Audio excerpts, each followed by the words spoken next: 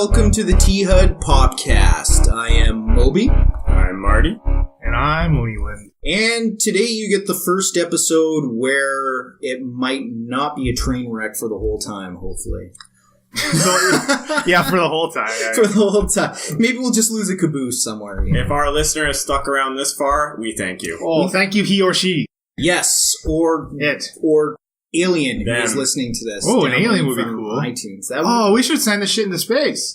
absolutely. You know That's- what? No, let's get the elevator ring system from Stargate. Let's have it come down, bring an iPod up to a flying pyramid. If an alien race or species hears this, we're doomed. Oh yeah, that's how you get your Earth invaded. This is will how all be we get we will all enslaved. be by enslaved. aliens. You know what? This is really just marketing by Universal for their Independence Day prequel. So it's guys like us that doomed humanity. Those alien locusts are like, we are coming and we are taking them out because of T-Hud. So, No affiliation with Universal Studios. yeah, absolutely. But this is going to be the first episode here where we where we discuss our three reoccurring segments. So we're going to do our, for the lack of a better term, movie musings, crazy about cardboard, that's our board game segment, and the video game variety show. And sometimes these aren't exactly going to be all the same length in the podcast. It depends on the topic at hand. Sometimes it'll be longer, sometimes it'll be shorter, but hopefully it'll be fun. So, I'm excited. that's good. But one thing we want to do before we hit these pre-planned segments is just throw it out there and discuss what's going on in pop culture, geek culture that has any of us excited or we want to rant about or talk about. So I'm very excited to go see it. Oh yeah. I was thinking I can't wait to see it and do a popcast about it. Oh hell yeah, that'd be awesome. I'm really excited for that. I think that I just read the book recently. Leland has also read the book, and Moby knows nothing about it. Well, hold on a second here. I have seen the original It, and what I like about this trailer is that I get the sense that they're not going to really hold back. I think we're going to see some shit in that movie. Well, the cool part is that I believe this movie is strictly the part where there are kids, whereas the novel it's split into two parts where there are then adults and return to Derry. That's right. To combat it. This one seems to be focused purely on that, with the adult part coming in the sequel, which I think is a great idea. That's and very smart. Completely separates very it smart. from the original made-for-TV series. That's interesting, though. It's like almost like... did we talk about last episode that unnecessary stuff? Yeah, we did. Yeah, we mentioned we that, right? That's... I mean, depending on, of course, what they do with the first film, but like the adult stuff almost seems unnecessary. Yeah, true. What is there that they're going to be able to tell that would be different from the part with the kids? I mean, as you're a kid getting terrorized by this thing that can shapeshift, that seems like it's going to be way more impactful than a bunch of adults dealing with it and trying to kill it. I feel like the adults film would be more psychological. It would be more focused on them suddenly reliving this childhood trauma, because they all forget what happened to them. That's right, but it does seem necessary if they're going to go with how it ends with them as children in the novels. Yeah. Well, I think the clown phenomenon, I think it's, a lot of kids, obviously, that get afraid of clowns. And I think by having the story told about kids from the kids' perspectives, that actually increases more horror, because it sets off those psychological triggers that many kids have of being afraid of a clown. If you've got, Chris Pratt, after he does a bunch of bodybuilding about, going to combat the clown, it's a little bit less scary, than just being told. I think Star-Lord could take on it, no problem. Feels kind of like Resident Evil 5, where Chris is the size of a house. Yes, we'll get into that. Context-sensitive boulder punching. Oh boy, that's actually a hint of where I'm going. Leland, what do you think about the move to the 80s for the franchise? They've stepped away from the 50s, 60s setting, and now they're modernized it. Do you think that's a good step? Well, I think the whole 80s thing is like the trend now, right? True. everything. Like, if Moby and you and I were talking about, like, the music stuff. Like, everything's thrown back to the 80s again now, right? Well, and I think Stranger Things specifically played into where they're going with this movie. They saw that 80s kids, Spielberg kind of feeling. If that was set in any other time era, like current day, that would not have been as impactful as it was. And they both have Finn Wolfhard in it, which is by far the best name ever. Finn Wolfhard. Gosh, what I would do to be named. Well, that's for another episode down the road, but so to stop us before we spend 45 minutes discussing how excited we are for the film. Episode 2. Yeah. Strictly Finn Wolfhard for an hour and a half. That's good. Break it down letter by letter, folks. That's good. Anything in video games have you guys excited this week? I'm looking to the fall. There's one specific day in the fall, I believe it's October 27th. There's so much coming out for pop culture on that day. The new Mario game, Assassin's Creed, the Stranger Things Season 2. Yeah. Wow. I will not be going to work that day. I hope my boss never hears this.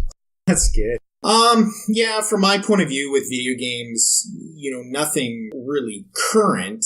I would say that I'm starting to get more into wargaming on PCs, and I don't mean wargaming the company, though I like them, but complex war games. Hearts of Iron 4 specifically, which just a couple weeks ago came out with an interesting expansion. Basically, you play a bunch of Eastern European countries in World War II that you can pick your country, that are sandwiched between Germany and Russia in 1936. And it gives you a lot of choices. Do you maybe ally with Germany? Do you ally with Stalin? Do you try to collect those states like Poland and Yugoslavia and try to make a stand as these non-aligned states with the superpowers? It's pretty interesting. Unfortunately, at $13 without a discount for the DLC, just to add a couple minor countries, I'm going to wait for it to go on sale, but it intrigues me. So, when do you pay more than $4.99 for a video game? Like, come on. Well, you know me, Leland. Rarely ever. It doesn't so much matter the overall cost. I need a deep discount. I need it to tell me that it's 50%. It needs to be $100 down from $700. Yeah, and you'll buy it. And then Moby will be on that. Yeah, like flies on shit. I'm part Dutch, so sometimes I can be a little cheap. That's offensive. We're going to have to edit. That is offensive. Hey, it doesn't matter if you're part Dutch. I'm just being self-depreciating here. Board games. Anything hit you this week, Leland, for board? Not really. Gen Con's coming up pretty quick, which is like one of the largest conventions for board games. It would be cool to go to. Where's that? Where is it? I forget. Somewhere in North America. We've done our research. As you can tell, we're very prepared. I don't know. I never fucking been there. It's okay. We like you to rant, but we want you to rant on something of substance. We'd like you to know that Gen Con is somewhere. I don't Shut up, you guys. Anybody who knows what Gen Con is knows where it is, except me, okay? So it's fine. Our listener knows where Gen Con is. Should I constantly be on my phone doing research for you during this If you want to take that, fine. Fine. We can all go back and put in dub over myself. Gen Con is in St. Louis. Gen Con's not in St. Louis. We don't want to have a whole episode just on Gen Con. Let's dive into movie musings here. And what we wanted to discuss was Dunkirk. We all saw it. We saw it together a few days ago. In IMAX. In IMAX. Myself, I've seen it twice in the last week. I really enjoyed it. We'll give our impressions. First of all, I really liked it. I have very few criticisms of it. I thought it was extremely original in that the battle itself seems to be the protagonist. You're not really connected to any characters. There's no real one character that the film focuses on. It does focus on land, air, and sea. But, there's not so much a traditional protagonist or even a traditional narrative. Within a few seconds, the bullets start flying, and you're in it.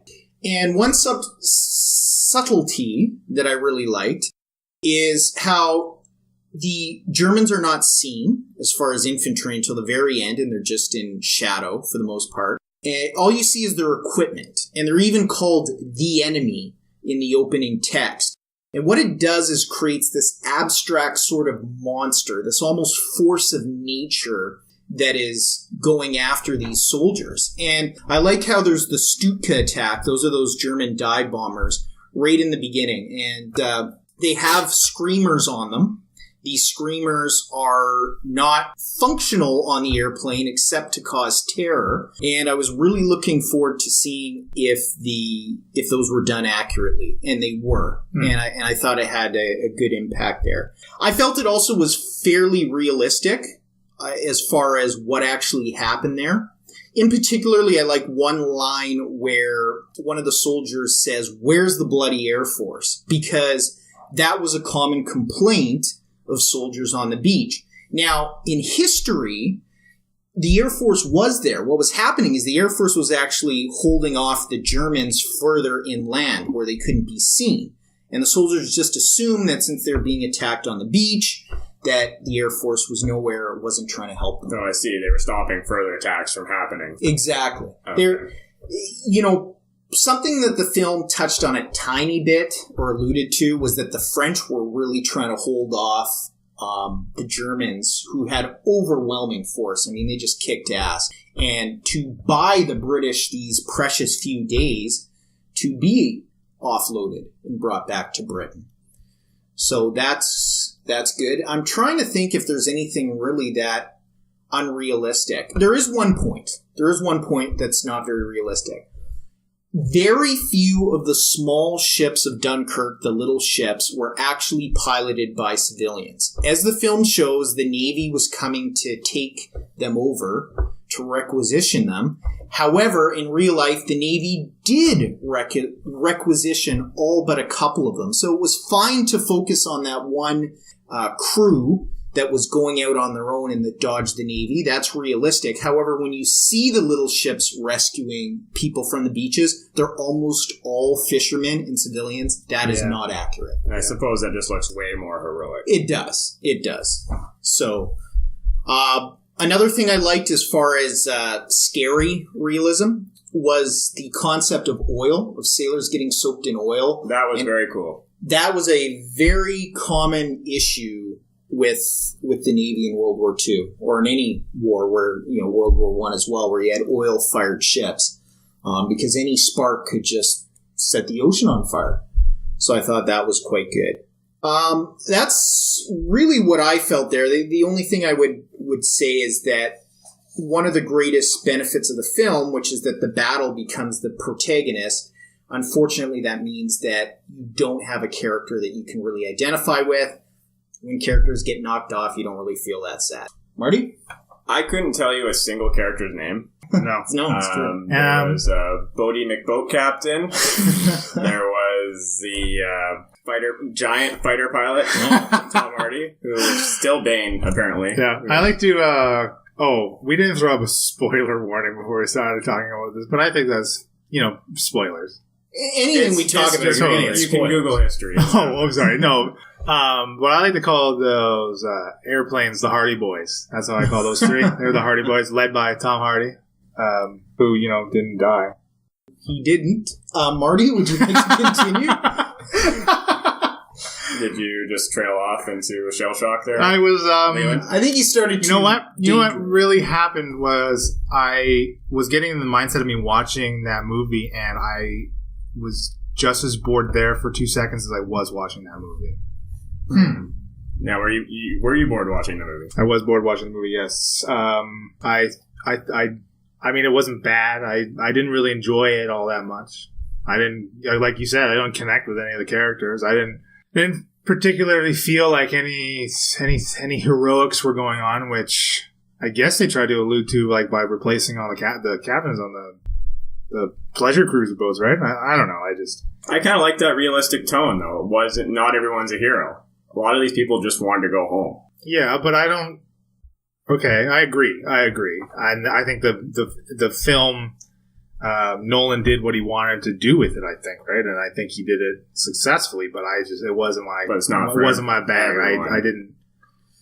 I certainly would not watch it again. I don't see myself watching it outside of theaters. It was definitely a theater movie. I liked it in IMAX. The IMAX camera is beautiful, but it's also a bit distracting. It's unnecessary, though. It's the same. I don't understand it. I don't get what the great thing about it is. That's the film for it, though. The film where you have the big wide shots of the beach. But what? Okay, but every shot that they used it for. Great. You get a wide, cool pan of fucking sand and flotsam and jetsam, which one of those comes from the ocean. Well, that's all it was. It was water and sand and then some boats sometimes. You know what? It wasn't scenery. It was nothing to depict using this crazy expensive camera. I don't. It actually is scenery. You just define scenery. Oh, fuck you. There was bland scenery. There's nothing of interest or import to depict other than the characters of this film. That's what the film is about. It's about these people that, yes, they want to go home. They're not particularly heroic. They've been conscripted or they've signed up to do their job, fight for their country. I don't know. So you think it doesn't make for a better film, basically? No, it didn't do anything for me. Like we were discussing when we came right out of it, that switching from IMAX to the regular camera was just jarring. Again, it was something else to take me out of the experience. Unfortunately, IMAX has become, from a marketing perspective, something that the studios want to push. Frankly, a butt in the seat is worth more if it's paying for an IMAX ticket. Oh, yeah, totally. I mean, that's just being quite honest. That's why they're building more and more adult-only VIP theaters, for the same thing. And I didn't find the IMAX as distracting or offensive as you did. Well, okay, when you're watching it, it's very subtle. The switch is subtle, but it's registrable. So, again, it's not like, you're not like whipping the camera 180 degrees in a flick of like a snap of a finger. It wasn't like aggressive, but you notice it. It was noticeable. Part of it is the film itself. The film does jump around timeline to timeline quite often. That's true. The skyline's black, and then it's gray, and then it's light gray. It makes sense in the context of the film, but with that mixed with the IMAX and the ratio change, I did notice it. That did take me out of the film at times because I was really drawn into the movie, even though I couldn't tell you anybody's name. I did root for them. It did have an emotion to it that it was strong, but that was jarring for me for sure. The one question I have in that movie, which one was Harry Styles? I actually don't know. I'm not a teenage girl. I don't know which one was Harry Styles. I think Harry Styles was the one, the third one they found. The one who they pulled off the ship, like the first ship that sunk down. They pulled him out. He was like about to get crushed, and they helped him. Oh, the kid with the lawn. The third guy. The one that was one of the main guys. The one pointing the gun. The one pointing the gun at the Frenchie. Who was accusing the French guy, yeah. Okay, it was him. Okay. He was the best looking of those three, so that kind of makes sense. Yeah, I honestly wouldn't know. Really, again, okay, I know I bitched and moaned about, like, Matt Smith in Genesis last episode, but again, any of these actors could have been any actor because there was so little dialogue in this film. But in Harry Styles' defense, whoever he was, I didn't find that as far as physical acting, which is pretty much all what the actors were doing, with the exception of Kenneth Branagh and I think it was Ralph Fiennes, who play British officers. Everyone else was mostly silent, so a lot of their acting has to be in reactions and facial expressions and whatnot. I didn't find anyone that was out of place. No, okay. Yes, I think we're right, by the way. Okay, good. That is the correct character. I agree with you on that point, but again, all these guys just want to go home. They're on the verge of death. They're all emoting the exact same way. So what kind of feedback are they? They're all in the same situation. Whether or not that situation is you're on a beach waiting for the boat to come so you can go home, or you're in a boat that's filling full of water and getting shot at. You're still just about to die. You're still fighting for your life, and you're still scared out of your wits. So you're still showing the same emotions. There's same facial expressions. Maybe to the nth degree when you're almost drowning to death, as opposed to sitting on a beach with no food. Okay, fair enough. Point taken. So then you couple the no dialogue, you couple with the same expression throughout the entire movie, and then you put it on top of the bland setting. What do you have in this movie? I don't understand. You're kind of shooting a bit low for them. Like, I'm thinking about the film. I'm thinking that the scene where they're on this boat, they're waiting for it to take off. They're getting shot at. Yeah. Half of them are ready to kill to save their lives. Well, all but one was ready to kill, to throw the guy overboard, yeah. One just wants to live. The French soldier. He just wants to live. He looks terrified. But the rest are murderous. They're fighting for their lives. The other one wants to help. Again, that's okay. I think there Any other moments? There was strong acting in that. Okay, great. Any other moments? Yeah, the rest of the time they're dead. They feel like they're dead soldiers. Okay, so then that means they are either in the hold of a ship as it's filling with water, or they are underwater, covered in oil. They're doing the same thing. Okay, I brought up the same fucking thing. Hold on that was one point. I completely hold on. Let me finish my point here. Okay, I completely agree with you, Mark. That was a great scene. That was an intense scene. That was the most emotionful. The scene was filled with the most emotion of that entire fucking movie, and it was less than 15 minutes. So for 15 minutes, I was engaged. Awesome. How long was that movie? Hour and 47 long. Yes. It was a long movie. Okay, so for an hour and a half, I'm not engaged. I will position that the two British officers who I mentioned earlier, they have fairly major speaking roles as far as the film goes. Yeah. I thought they did a good job. Particularly the older admiral, played by Kenneth Branagh.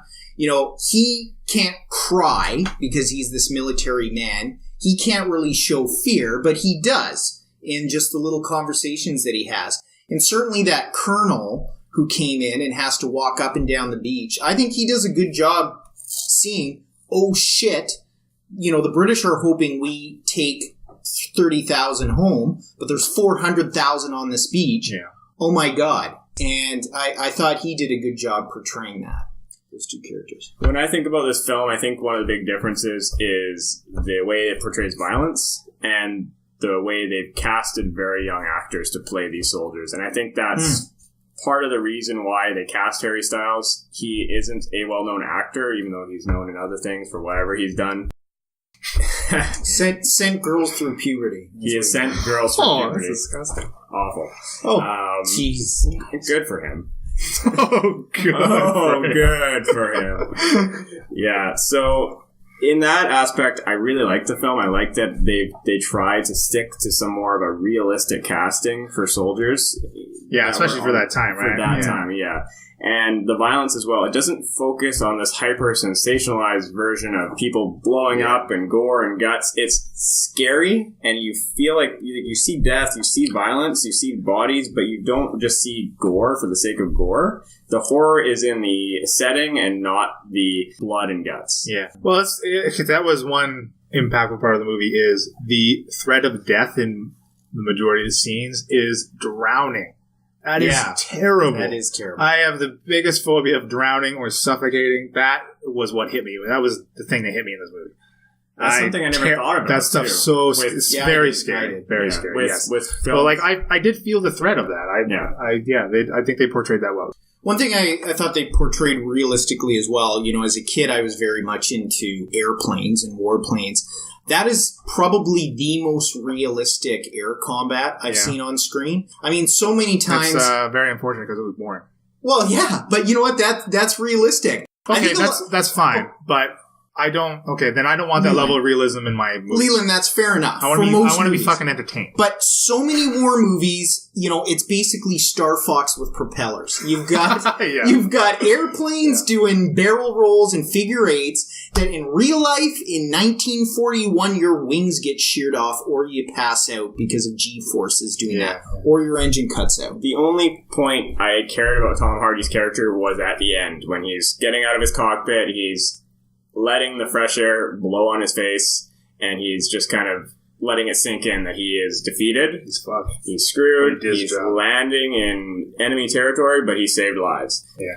Other than that, and that was probably the least realistic part. Absolutely. Oh my goodness. Fucking-lutely. But he glides for half an hour, turns around, glides back for half an hour. Somehow executes a plane. And barely being able to hit or shit when he can fly properly. Yes. And then he somehow lands at what Hollywood calls the golden hour. Also known as about 15 minutes before sunset when the lighting is perfect. He knows exactly how to blow his plane up with one shot. He gets out and he just says, "Bring it." Yeah.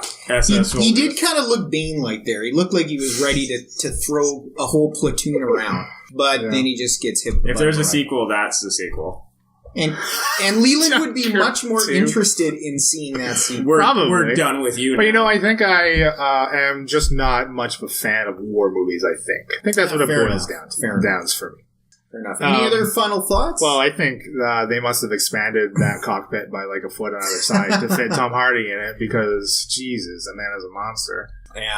Yeah, realistically, pilots were a lot smaller. Yeah, right. I'm already petitioning him to be our first guest down the road.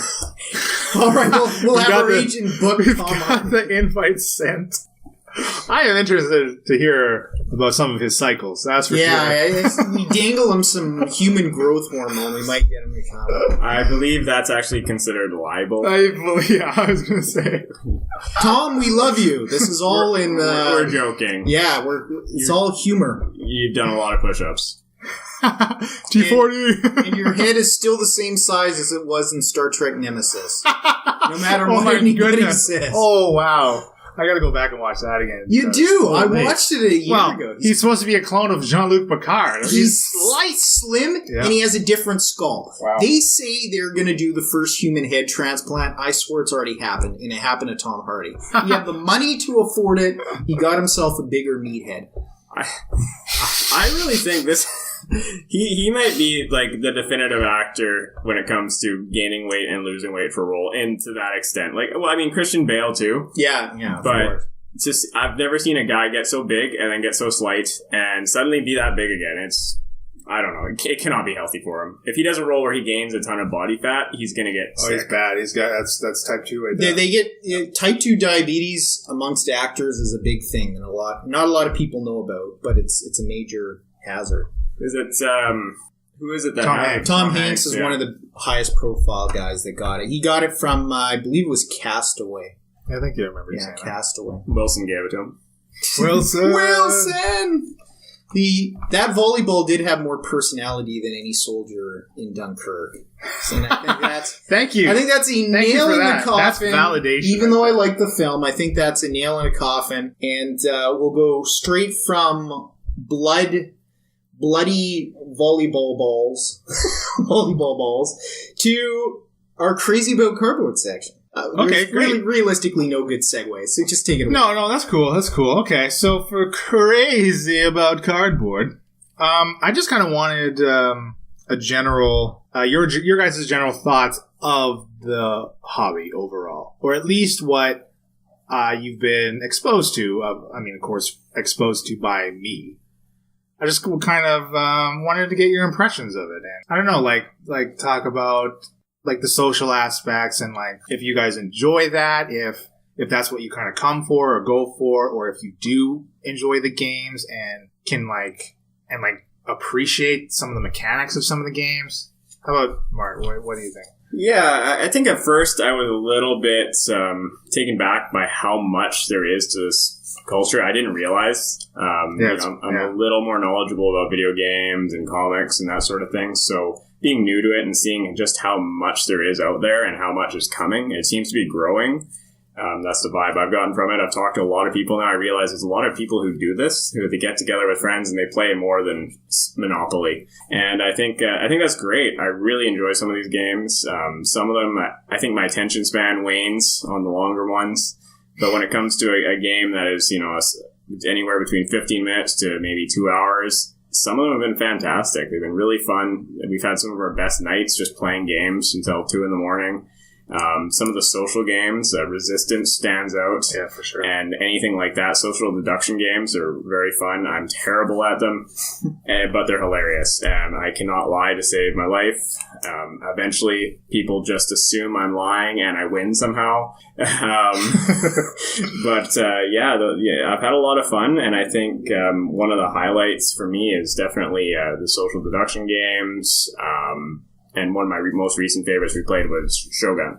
Yeah, my experience, I remember, I have this distinct memory. I was 12 or 13. I was at Fort Stevens, which is a historical fort in Oregon in the U.S., And under this plexiglass in a historical building on that fort, they had Axis and Allies from 1984, all the ships of all the countries and the men arranged in this kind of fan and tanks and anti-aircraft. And that was kind of the first game that blew my mind that, wow, board games could be this. And that was actually the first board game I believe I asked for my birthday or Christmas. It was the first board game I went after.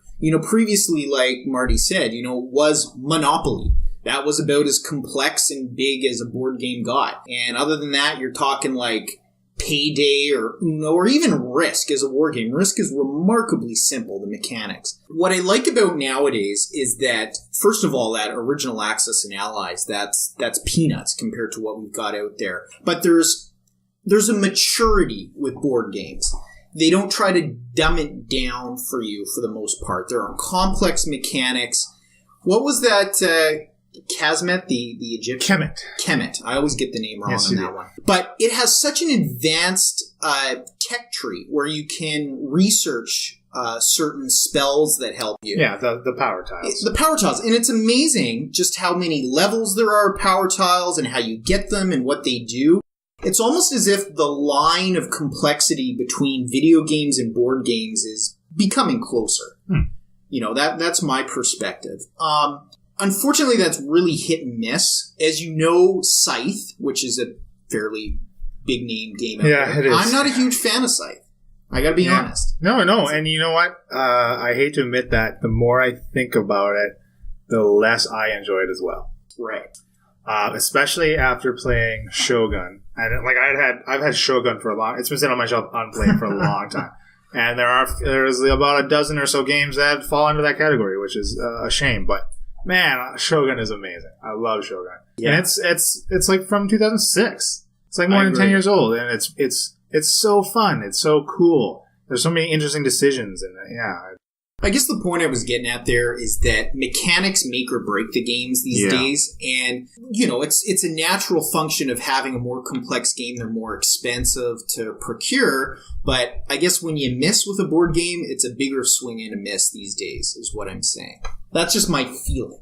It's definitely an investment. I mean, I imagine Scythe's a pretty costly game with those pieces and parts. It's beautiful. I love the style to it. Sure. And the universe it seems to be set in. It's really cool. But I felt the same way. When Scythe was done, I didn't sit back and think, I can't wait to play Scythe again. And I didn't think of strategies. But with Shogun, I went home and I thought, I would do this different. I would do that different. And I felt kind of mad because I didn't do it. But it was also fun the entire time. And we played for like 5 hours, too. Well, I mean, we played a 5-player game. And with new people. With you and your wife are both new to it. Max player count, that game gets chaotic. Mm-hmm. And that definitely draws out the play time. Which, I mean, I could sit down for a game. I could sit down for 10 hours and play games. I'd be fine. But, with 5 players, it gets chaotic. I mean, it was 100%. There's no breathing room on that board. So okay, well, that's interesting. So, do you guys then have any interest in like getting further into the hobby? Like maybe not so much as collecting, since we have a pretty large collection within our many play groups to draw from as it is, but maybe like getting into some media, some board game media. Like, there's tons. I mean, there's a million podcasts that I listen to. Like, my fucking iPod is full of them. I can't even keep up. And I listen to podcasts like 10 hours a day on a weekday, like all through work and all through my commute. It's just like I can barely keep up with them. But you guys have any interest in like delving into that kind of stuff? I guess I would say if this was tabula rasa, clean slate in my life, sure, maybe, I'd look up more YouTube videos and whatnot on it or podcasts. I mean, the issue is we're all working full-time here. None of us, surprisingly, are on welfare. I'm making a joke about us, recording all these podcasts and having nothing better to do. Apparently that joke sailed right over everybody's head. Yeah, hopefully, sorry. Listener, you did get it. Yeah, I doubt it. Our listener is smart. That was a dumb joke. Listener, I deeply it also offends apologize. Any of our listener who... Listener, I don't know what our This is not feet. This is not feet, Marty. Who may be on... What if our listeners on welfare? You know what? In that case, we feel bad for you, and we wish you the best, and God bless us, everyone. No, but where I was going with this, okay, was that, as much as, we're guys in our late 20s and early 30s, we have limited time. I mean, we do have lives, we have friends, we have family commitments, we have work commitments. And there's only so much time I can spend, looking into a new form of media. Now, I often look to movie reviews or, YouTube write-ups and presentations on different movies. But for me to introduce any sort of significant amount of time into board game media, honestly, it's probably not realistic for me personally. Yeah, it comes down to time, I guess. I probably will spend a bit more time looking into it now that we're delving into these topics with Crazy About Cardboard every week or second week or however often this ends up happening. I want to know more about it, a little bit more about the companies and what they've done. It'd be kind of interesting to see who's made what I enjoy in that aspect. But when it comes to the media and other podcasts about board gaming and gaming culture, I'm not quite there yet. Yeah, that's kind of that's what I was figuring that would be your guys' response, which I mean is perfectly fine. I mean, I don't give a shit as long as you play games with me, whatever. But I mean, we don't have to like it. No, you don't have to like it, but you got to show up. And but like that reasoning, this time thing is like something that everybody struggles with, like in every aspect of life, right? There's never enough time to do everything you want to do. This is a very special podcast, and that's why I have to have like 5 different play groups. So I can always like fall back, and they come and they go. I mean, I recently lost my core play group. Yeah, I don't know. This is, but what I like about having those play groups is that I pretty much run the show in all of them, and not to like I like that. I like bringing new stuff to you guys. I like showing you things that I am passionate about, obviously, and whether you like it or not. I enjoy doing it. I enjoy teaching. I enjoy it gives you learning good feedback rules as well. Going down the road, I find when we play new games now, like I can pretty well gauge what you guys are going to enjoy. Yeah, for sure. For sure. When you bring games, we almost always enjoy them. Yeah, I mean at least to some extent. Yeah. That's a big part of this hobby too. A big part of the introduction of this hobby is trying to cater best to new players, and yeah, I think if you can do that well, you're always going to find a play group right there. Yeah, fair enough. Okay, so just to wrap up then, I wanted to just shout out to a few of my favorite podcasts I'm listening to right now. Sure. Brawling Brothers, Boards Alive. Both of them have been running for, I think, at least since 2015, and I'm like slowly catching up on both backlog, because I'm not gonna jump right to the beginning. I'm the type of guy I got to go all the way back to the beginning. I'm gonna put the time in. I'm gonna get the whole history. But they're great. Brawling Brothers, I just love the animosity that the two hosts have. Like it's just like the back and forth. Like I don't know. I just really enjoy it. Kind of like the animosity you have between yourself and everyone else. Yeah, basically. Especially Moby. It hits in the feels. So they're great. You can follow them and look them up. They're on Twitter at Brawling Bros. And then Boards Alive, they're like fellow Canadians. Actually, they're just based in Kelowna. They're great. They're very friendly, as you know, the stereotypical Canadian is, I guess. I don't know. Maybe I'm going to break that stereotype over this. I think I got broken in episode 0 about 10 minutes ago. Yeah, but no. So you can follow them at Boards Alive on Twitter. And then 2 more here. Heavy Cardboard. So now the type of games that they cover probably would not appeal to you, Mart. Again, they're often lengthy games. And they're on the heavy side, meaning they're very complex. There's to dial into the strategies takes a lot of thinking, and it's like brain burning. I don't know, but I like that stuff, and they have a great podcast, and they do tons of live playthroughs on YouTube, which I love watching. It's awesome. If you catch them live, you can hop in the chat and talk to them while they're playing. It's great. I imagine it's a great way to learn. Yes, that's the thing. They're great. Edward, he usually does as the teaches. He's always great, very concise.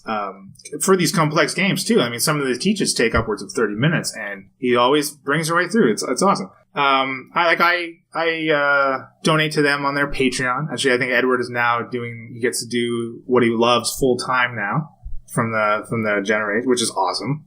So super cool. You can follow them at Heavy Cardboard. And the final one I wanted to bring up was Across the Board. They're relatively new. I think they actually just released their 13th episode. And these guys are great. Just starting out. Go follow them too. You can follow them at ATB Podcast. And yeah, I just wanted to... Those are the 4 main ones that I'm listening to right now. So why don't we transition over to a segment you guys have not heard yet. What were we calling this? Video Game Variety Show. That was currently the working title. The title. That's the title. Again, alliterative. I've had 6 days to think about this. Who do you think brought that up? I'm not quite there yet. It might stick. You seem to win. With the Video Game Variety Show, we're going to tackle a whole bunch of different topics. One thing I want to return to and make it a reoccurring thing, and it's going to be today's segment, is best games of a generation. I think that's huge. Thinking about... it's huge. It's huge.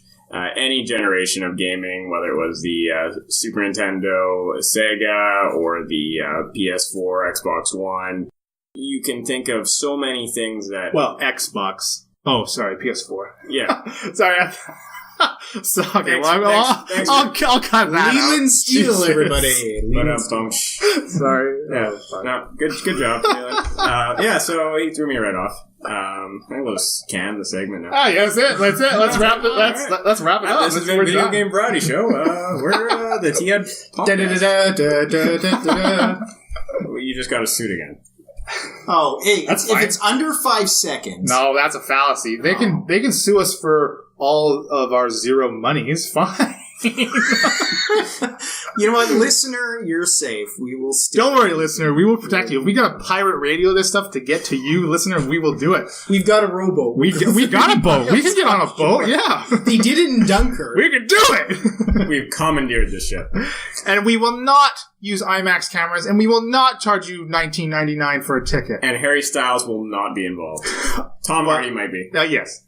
Well, if you're willing to pay $19.99, listener... Oh, yeah, you're okay. Yeah, you're right. Sorry, the marketing, the business. We'll be charging you more than $19.99. Best games of a generation. We're going to tackle a whole bunch of different generations, obviously. The one that I really want to tackle today, it's the 6th generation of gaming. Or so it's called. Yeah, that's crazy. 6th generation of consoles. Yeah, that's still crazy for me. The 6th generation. I was like, when I saw that, I was like, what? How? Yeah, it's not quite the 6th generation of gaming, but consoles. Yeah, but still. I know. But you think back, right? I mean, that. Well, I don't want to try to count them.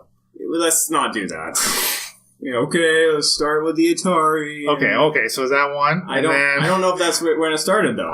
It must have. That was the first. Well, right? That was the. Let's just go back from the 6th. So if the 6th was PS2, 5th was PS1, and N64, N64, yeah. And then SNES was the 4th one, and Sega. And then NES was the 3rd one. Okay. So before that is that Atari. And then what's that? Well, how could there? I don't. But then Coleco, is that? What the hell is that? I don't know. When did that come out? Pong? 1932? There was actually like a 60-year I think it was gap. Wasn't that what World War II was over? I think so. Yeah. The rights for Pong. Yeah. Yeah, okay. You know what? Dunkirk is making a lot more sense right now. When this is done, Moby's going to give you a history lesson. Sounds like we need this. Oh, great. You guys, listener, you're lucky we're going to turn the mics off for that. You took away from Dunkirk? Yeah. Either way, the 6th generation, apparently, of console gaming is the PS2, GameCube era, the original Xbox, and also the Dreamcast. It's from 1998 to 2005. It's a long generation. That includes Dreamcast. It does. Dreamcast is considered the pioneer or the original of that generation. Interesting. What I kind of wanted to go into is, we're talking about best games of a generation. What kind of qualities are going to be making these games worthwhile? We're each going to bring up a game. We're going to talk about a whole bunch, but we're each going to bring up one that stands out for us. That's our favorite. And also, we don't know what each other has picked either. So. we haven't done that yet either. There might be some overlap. I think so. I imagine you and I, Martin, will have lots of overlap. I have a feeling. But it's picking one's tough. It's a big generation. It's 7 years. What makes a game worthy of that praise? What's the best game? Yeah, I don't know. That's to me.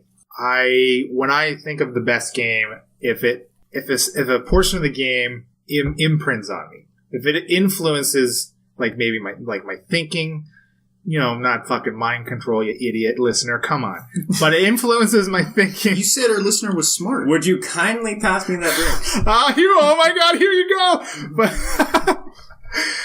But no, when I think back to playing that game, I can crystal clear pick out a segment of the game and playing it, something that made me go, what?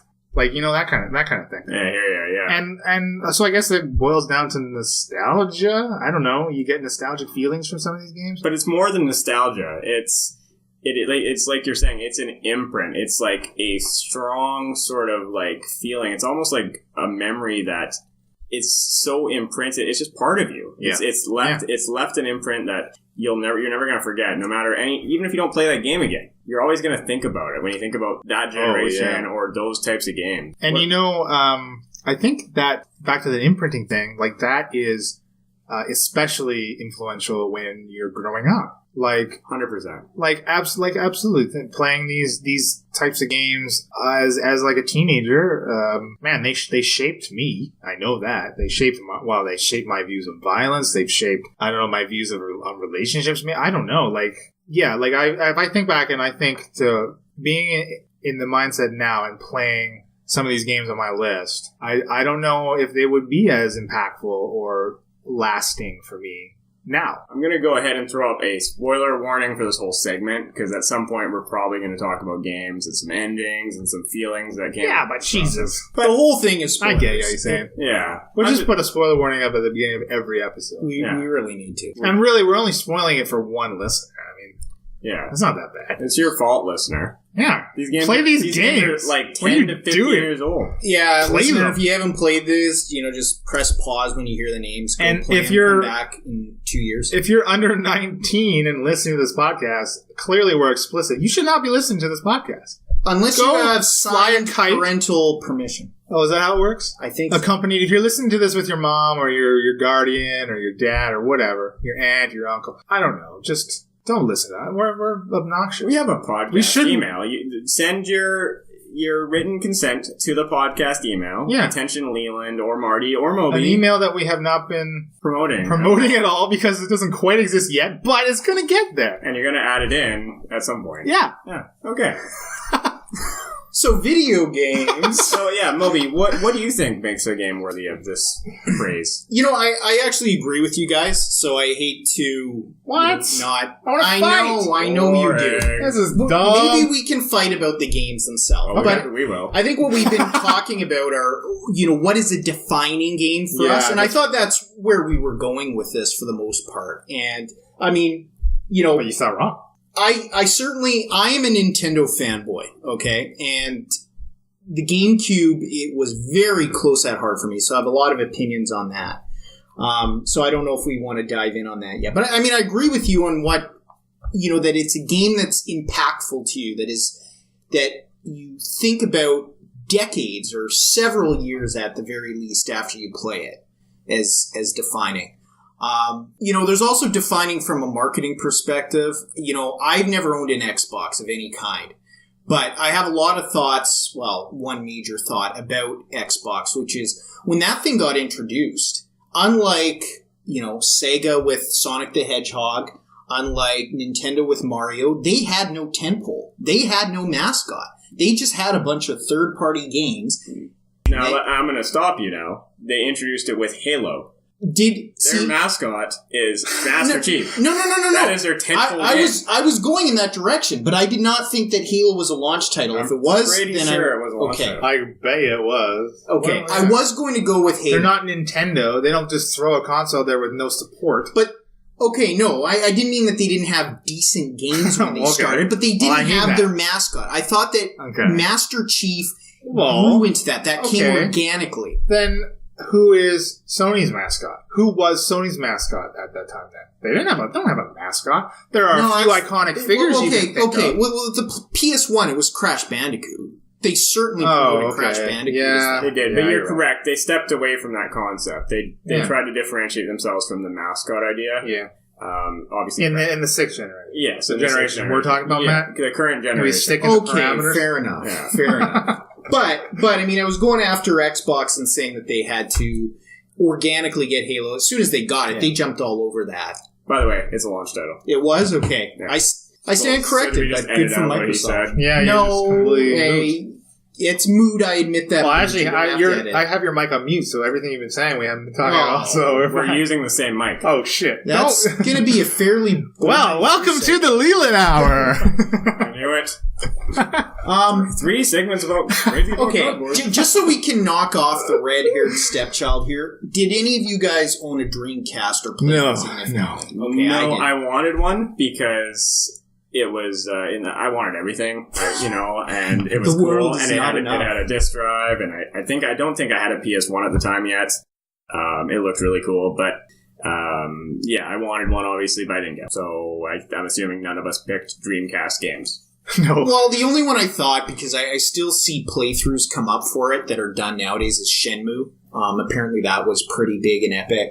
But that's just from a little preliminary research. I've never played it, so maybe we should let sleeping dogs lie. I'm interested. I only got into PS2 a few years ago. It actually started with Leland at one of my birthdays. Leland was kind of getting out of the PS2 thing, and he had collected like a wall of games. He gave me a plastic bag, said go to town, fill it. It's like a shopping spree.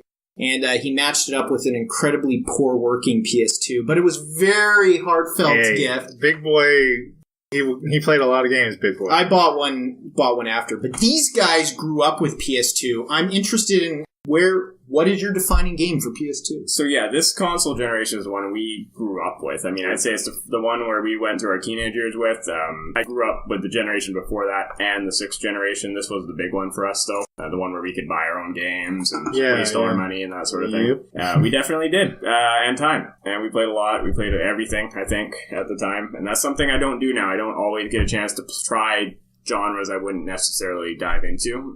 But when you're younger, you have time, you get to do that. So I have lots to say about this generation. I'll throw it to Leland first. What about the game you picked? Okay. I think I got a list of like 5 or 6 of them. It's tough, eh?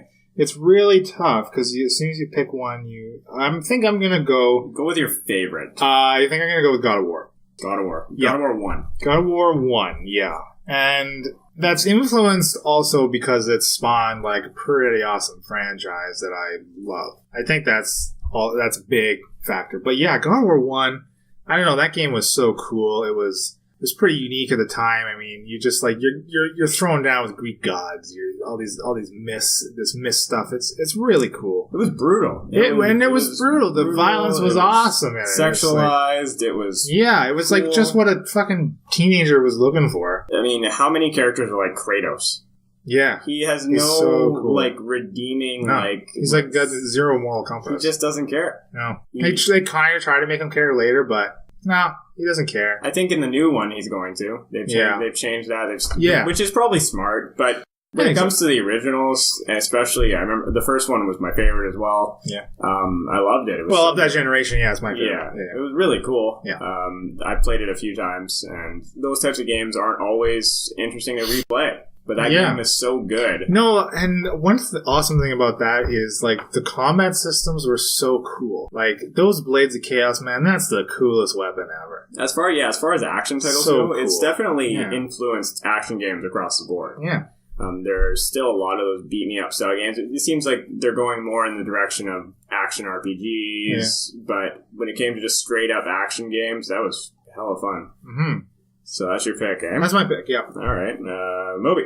Yeah, I do actually have a PS2 pick. And this one is actually Fatal Frame 2, Crimson Butterfly. And that's probably... Leland is literally scratching his head. I don't know if it's over my pick, but I am aware of the game's existence. I do want to say we're picking for the whole generation. Yeah, we're not just picking. Oh, we're like, okay. we want your pick. My bad. I don't have a GameCube pick. I haven't touched a GameCube in my life. Okay, then well, you know what? We'll save that for the future. But my GameCube pick, I definitely want to get on the GameCube.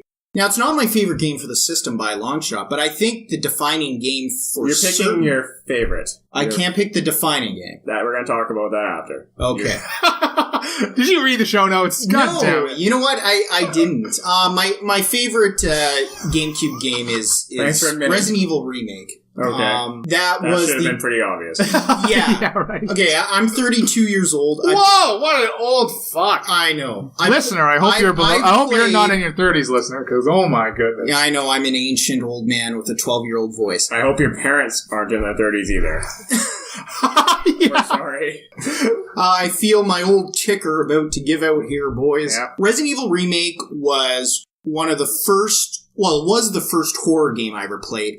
Back in 2002, I know it was pre-rendered graphics, but those graphics were insane for that. I mean, they were even cool. The character models, the ambience. I listened to that soundtrack. I downloaded it off some weird Chinese site that had all the Resident Evil soundtracks, but no English language. And it sent me an alert that had a hand inside a stop sign, and the next day I couldn't access the site. But I was able to download all these soundtracks.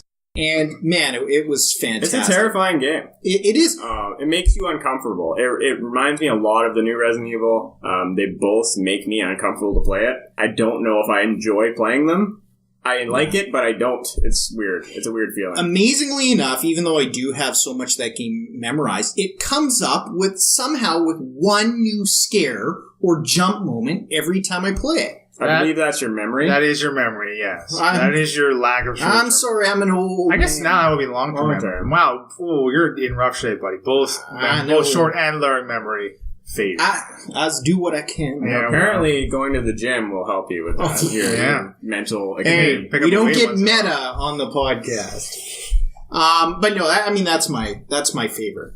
Okay. I did actually write defining our favorite, but I wanted favorite first. Okay.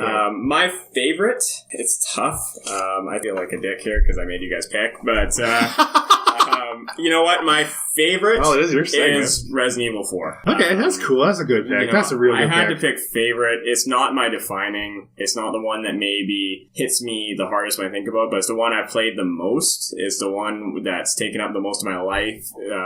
We've had races with Resident Evil 4 between the three of us called RE-a-thons too many times to the point where the game is played to death. We almost hate it at this point. We can't do it anymore. There's no way we would do it anymore. But if we did it for, how long did we do it for? 10 years. 10 years. But if I still picked it up, if I bought like an HD version again, which I bought maybe 5 versions of this game. Oh, yes.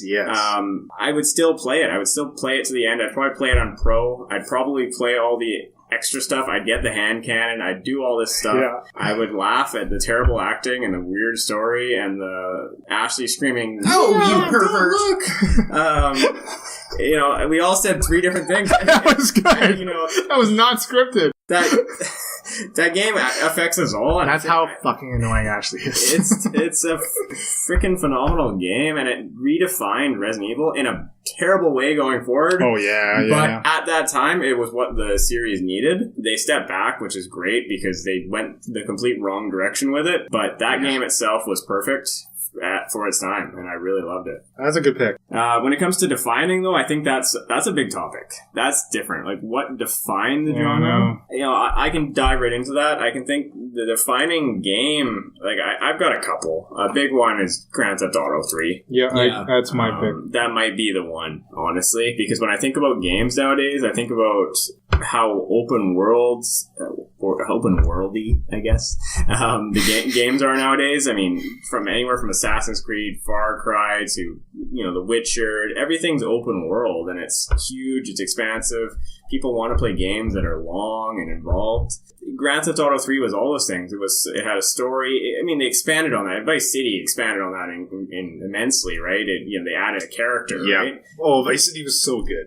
And then it was, and Vice City is better. But Vice City is better. It leaves in bounds. I mean, you got Ray Liotta's Tommy Vercetti. It's just awesome. And San Andreas is so much fun. But Not as good as Vice City. No, but There's too much.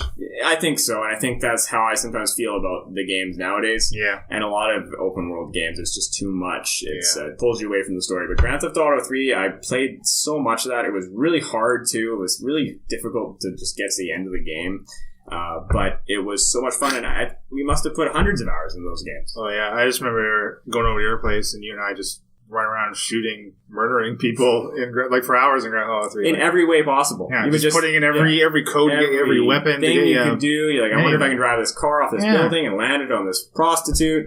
Yeah. and you could. You could do it. You could. You would just put a bomb in a car and just say, I'm just going to blow up this person because they were walking there. Yep. And all the character models look very similar. Yeah. So you had like the little squat hooker and like the tall one. Yeah. And sometimes there's like 7 of the same person. Yeah. And like looking back, it probably doesn't live up, like hold up, but it's hilarious and it stands out. I mean, I can't think of another game that defining.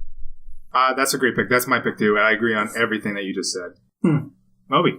It's funny, this, like we said, this was not pre-planned. I did actually go with Resident Evil 4 as the defining game. And I've got a couple points with that. I mean, number one, that game at first started as a Nintendo exclusive back in the day when the GameCube was that little childish thing with a handle. And I remember it frustrated a lot of people that they couldn't play this great, very popular, critically acclaimed game because it was GameCube exclusive. Now, of course, it eventually got ported as soon as it was legally possible. But that one sticks out for me. And I agree with Marty that it actually was a case of success leading in the wrong direction. I am a Resident Evil fanboy. I played almost all of the numbered series, and it brought Resident Evil in the wrong direction terribly, in my point of view. Because of its success, they had to make a direct sequel, at least in mechanics and play style. And yeah, you ended up, sooner or later with Chris Redfield, with the bicep the size of an elephant's,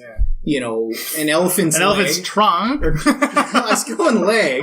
And, context-sensitive punching boulders with, steroid syringes hanging out of his ass. So you're saying that was negatively influenced? Oh, absolutely. I like it. Absolutely. And I'll agree with you. I think it negatively influenced gaming and action gaming in general. Yeah. Really? Too much reliance on context-sensitive button pressing, on set pieces, rather than the story, the gameplay driven by the characters, and also just the systems. You know what, though? Context sensitivity stuff done right, it's great.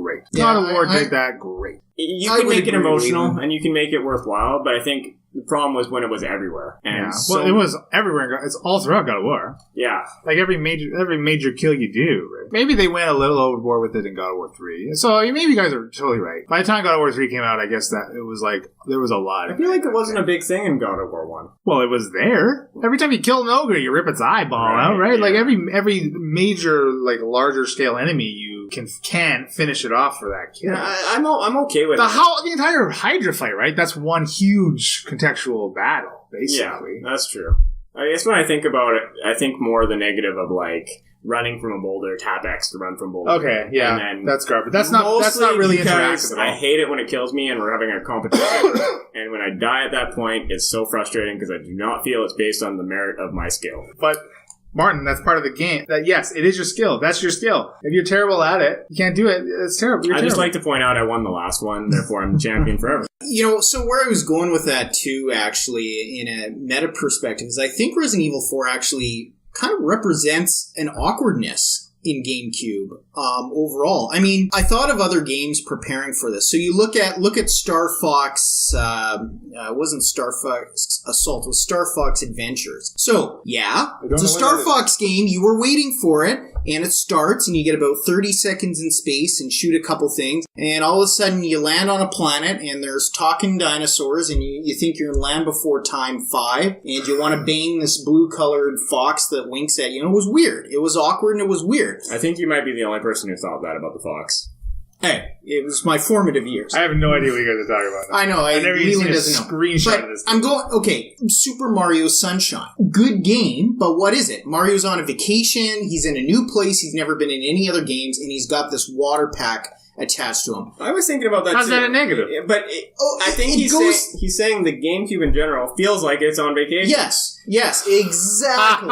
Exactly. Okay. You have Mario Sunshine. You have Wind Waker, which is kind of like the bastard stepchild of like the Zelda franchise. Okay. Absolutely. Even though I was going to bring that up. Wind Waker myself, I think up. Universal, for a lot of people, it's one of the more critically panned for just the art style and how it's like about sailing as opposed to okay. I've heard all those. Yeah, and all that, and then you've got Resident Evil 4, which is like the remake came out on GameCube, and then suddenly Resident Evil 4 comes out and just turns it up on its head. Yeah.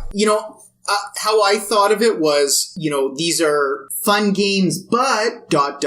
because it was a departure from tradition. And Resident Evil 4, I think, defined that, but I think it was indicative of the system as a whole. And it leaves a bittersweet taste in my mouth. There's a lot of games I like for the GameCube, but that they went off on all these weird tangents, I find tough to deal with. Yeah, I can get behind that for sure. But though, I want to devil's advocate at that point then, is specifically with Mario Sunshine and what was it, Wind Waker? Is that what it's Wind called? Waker, Okay. I don't really care about Zelda. You can throw a Metroid Prime in there too. First person. Completely different than person. But I'd say in a good way. Yeah. Okay.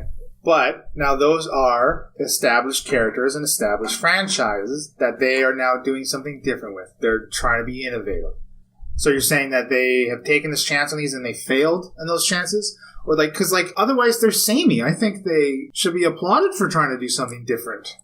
I wouldn't even say they failed across the board. I would agree with that too. But Leland, I think it came off. So then is it good or bad? No, I think it's bad. I think it came off as awkward. And some gamers like me, I want every fucking Resident Evil to be third-person tanky controls. Now, not a lot of people want that. I do. I want horror. I want slow burn.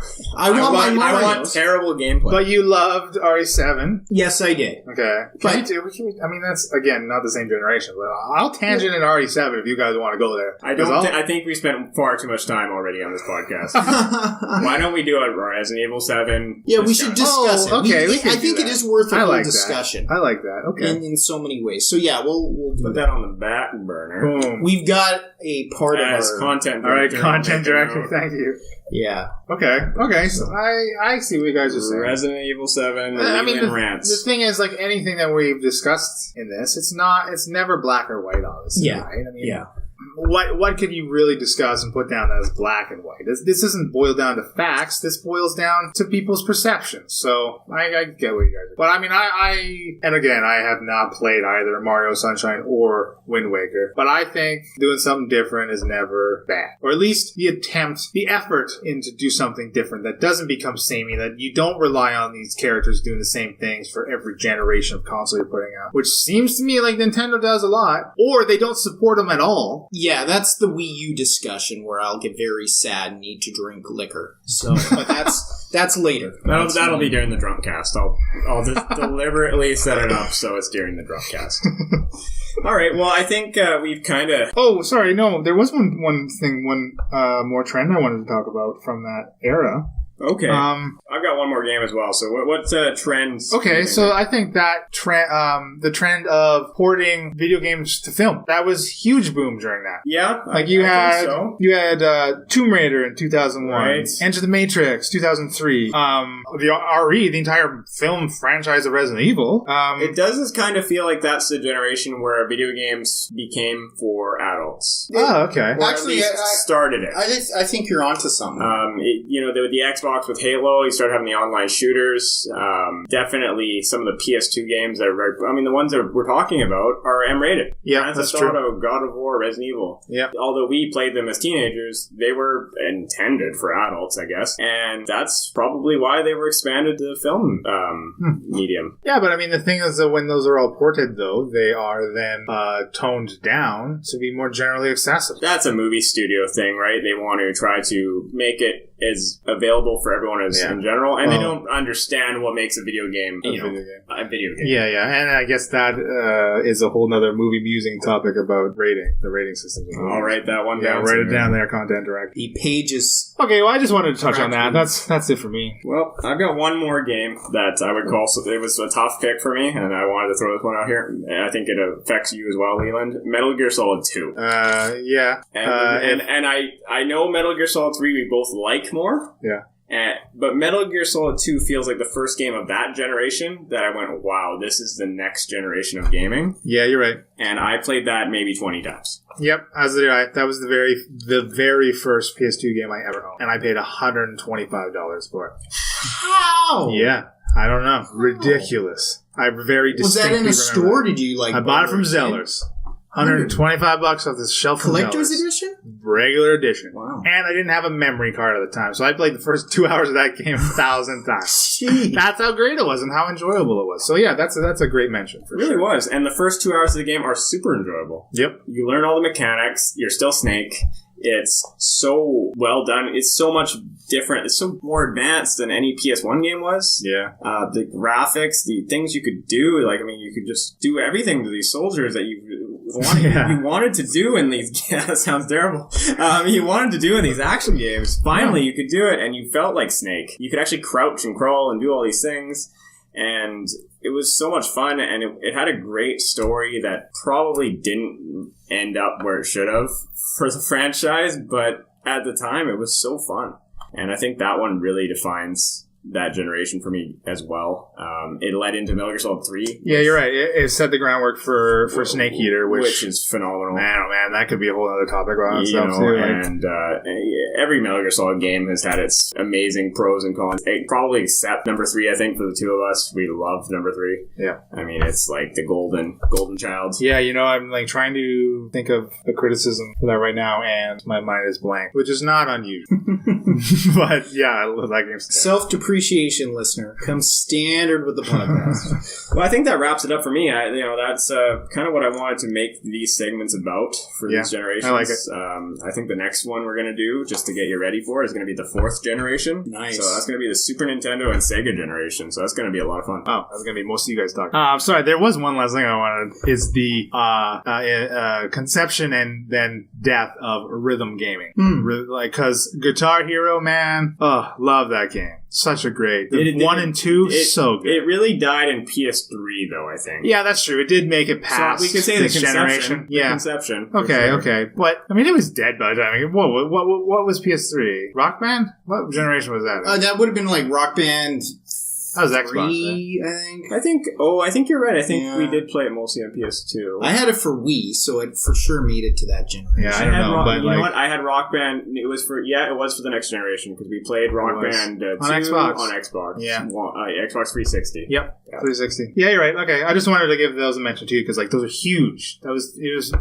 Guitar Hero was huge for a long time. Well, it was almost like a brand new concept of a video game. It totally we had these peripherals. So interactive. It just hadn't been done before inside a Dance You could who doesn't want to be a rock star? It was awesome. It was. And I mean, there was something for everyone there, especially I liked, with my little boy voice singing.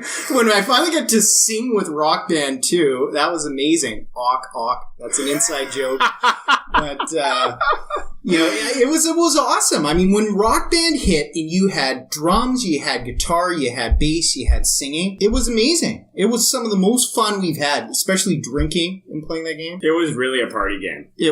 But it was also a game you could pick up and play for 5 minutes, 10 minutes, play 2 songs, and just really have a good time. You could come home from work, throw it on for 10 minutes, and just go do something else. You didn't have to sit down for hours, which is something I think a lot of games don't have, unless they're that's something we get with phone games nowadays, or like a just pick up and play, like Plants vs. Zombies or something. That's something you don't have with like a Witcher or something. The game that a lot of people dive into, right? So it's something that I miss about those games for sure. But I would have a hard time picking one up now and playing it. It feels like it's run its course for me. Yeah, every so often I get a little spur, get a little ink. You want to get the band back together? I kind of want to get that band back. I want to get Lick and Gag. Lick and Gag. What the disgusting. hell am I doing here? I don't belong. All right. I'm already planning. Thank you. You can have your own spin-off podcast, like Moby Sings. I don't know. What is Okay, let's wrap this up. We're All right, longer so, than we're okay, usually. Well, that segment's done. All right, tally ho. Okay, I think we can bring the episode to an end, right? Okay, yeah. So for the T-Hud podcast, this is Marty. I already said tally ho. Oh, sorry, that was your sign-off. Oh, That's great. my sign off. You know, This was Moby. our listener doesn't necessarily know our voices yet. Okay. You gotta say your name. It's Moby. Tally ho. And this is Leland Steele. I'll promote myself again, as I'm going to do every episode.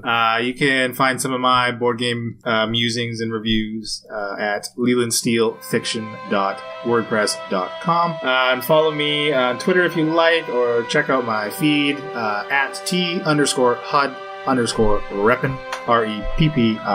And thank you, listener, for your loyalty. We'll catch you guys next time. Oh, and Gen Con is in Indiana. I know things.